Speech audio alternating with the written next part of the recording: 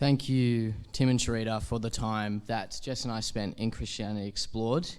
Thank you, everyone, for being here as such an important part of our lives. And I appreciate my family and friends who have come today, probably even out of their comfort zone, perhaps their first time in church, to support Jess and I honouring God.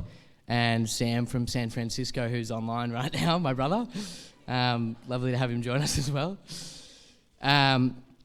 For me, so obviously I'm Walter's son. Christianity as I grew up was church with Dad twice a year on Christmas and Easter. While I was young, immature, I saw it save him from dark times. I clearly saw that there was some power in Christ and Christianity, but I was very happy to do my own thing and didn't really have any time for God. So did it my own way, despite believing I always felt like there was something more or something missing in life. So high school looked like drugs, alcohol, gambling, the wrong content, and believe it or not, finding myself quite depressed within all those kinds of things. But I very much had every opportunity to lose myself to those traps, but always felt like there was something or someone stopping me from being completely lost in those things, and always had hope that things would get better or I'd find a purpose, or that I wasn't just made for those simple vices. After high school, I remember because of COVID, I was basically paid to just sit at home and do nothing. So when this was announced, I thought, this is incredible. I can play video games with my mates and drink as much beer as I want all day. And this may be hard to believe, but within probably 3 days, I felt incredibly empty and depressed. So learned very quickly that perhaps my own way and the vices of this world and the flesh were not the way to go. I did find some purpose through personal training, so helping others and working hard to build a business. I did find myself being very prideful, becoming a PT and feeling quite empty inside. Just becoming good at it and making money at my age, but also despite being in very good shape, or the best shape I'd been in at the time, I felt like, empty and nothing compared to people around me, and found myself in a very comparative, toxic kind of culture within that. Now, this is not for poor me, and this is very much not so much about me, but I'm telling you this to glorify God. As I said, I always believed there was more, and I'm very blessed to have a dad that was patient with me and prayed for me and showed me Jesus' way. And I loved his analogy that if you set a bomb off in a shed and you left it for 1,000 million years, whatever, you wouldn't come back to this world, the people around you, the design, sun, moon, water, animals, oxygen, the individual body systems. There really is design behind it. So when I met Jess and we were both not Christians, I definitely wanted a family built on Christian values, as I saw the importance of it. So I started poking Jess with ideas, and when she asked me questions that I wasn't sure how to answer about faith, it got to the point where she suggested that we go to church, which I'm very grateful that she did that. Looking back, was very clearly insecure deep down, wanting validation from other people, and enjoyed distracting myself through these negative vices. In opening my heart to the Lord, I'm forever thankful for him in freeing me of the pressure, in never feeling like I was enough to empty world standards and praises. And to Dad's point, this isn't a logical thing either, which Dad would always say, and I'd go, yes, Dad. But I wake up and I don't feel the world's weight on my shoulders, because the world doesn't revolve around me anymore. It's much bigger knowing that it's God and that God has a plan for all of us. I'm still really excited to work on the things I care about, challenge myself, loving relationships, a cheeky beer here and now, but it's all a bonus after knowing and coming to know Christ. For me, I remember first reading the Bible properly and with Jess, and the Gospel of John chapter 14 verse 6 struck my soul like lightning in when Jesus said, "I'm the way and the truth and the life. No one comes to the Father except through me." And as for someone who believed that there was a higher power, learning to know Jesus, it was very evident that he was that higher power.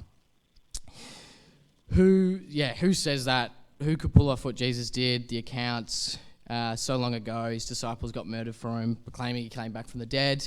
Honestly though, so blessed that the Lord has chosen me and wants to serve me and continue to build my relationship with him for the rest of my life. I pray for my family and my friends here that they might find the Lord's love in their own time and in their own way. But Jess and I have definitely accepted his grace, love and forgiveness, and I believe that Jesus Christ is the Son of God and he rose from the dead, so that looks like declaring that publicly today with a baptism. But thank you, everyone.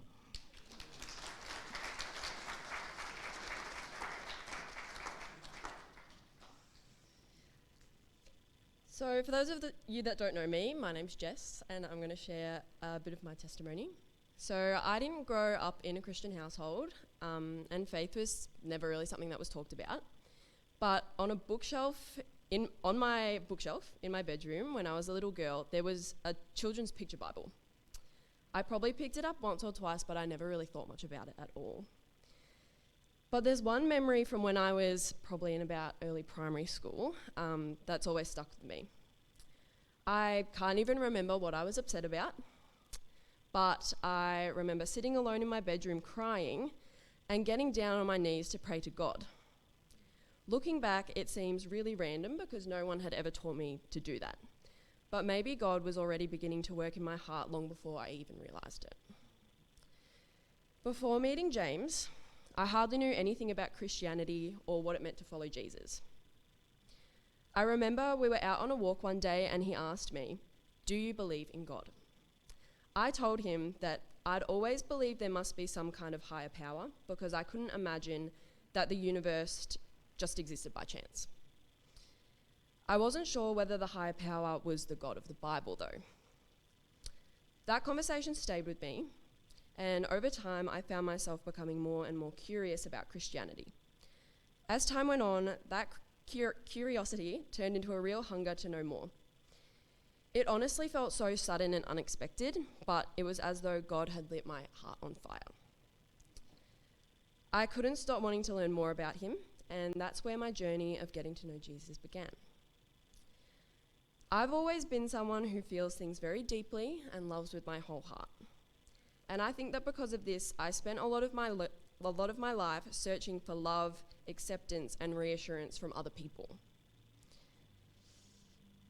For a long time, I found my identity in my struggles with mental illness, the approval of others, and constantly striving to feel like I was enough. I believed that I had to earn love, and in trying so hard to be accepted and feel like I was good enough, I often abandoned myself and my own needs. Coming to know Jesus has started to change that. As I've grown in my faith, I've come to know who Jesus is and what he's done for me on the cross. I'm starting to understand that I don't have to earn God's love or prove that I'm enough. His grace is a gift that could never be earned. I'm learning that my identity isn't found in my struggles or in what other people think of me. My worth isn't based on whether other people choose me, but on the fact that Christ chose to lay down his life for me. His love isn't something I have to earn, it's a gift of grace. A verse that has stuck with me is Romans 5:8, which says, "But God demonstrates his own love for us in this. While we were still sinners, Christ died for us." For someone who has spent so much of her life trying to be enough, this verse has changed the way that I understand love. It reminds me that I don't have to earn God's love or prove that I'm enough. Christ loved me before I could ever do anything to deserve it. Even now, I still find it hard to fully believe that God could love me so deeply. There are days when I struggle to accept that kind of unconditional grace. But I'm learning that God's love isn't based on how I feel about myself, it's based on who he is. So being baptized today isn't because I think I've finally got everything figured out. It's because I want to keep surrendering my fears, my doubts, and my struggles to the Lord.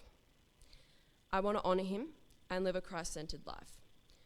So today is my public declaration that I trust Jesus and I want my identity to be found in him. Thank you.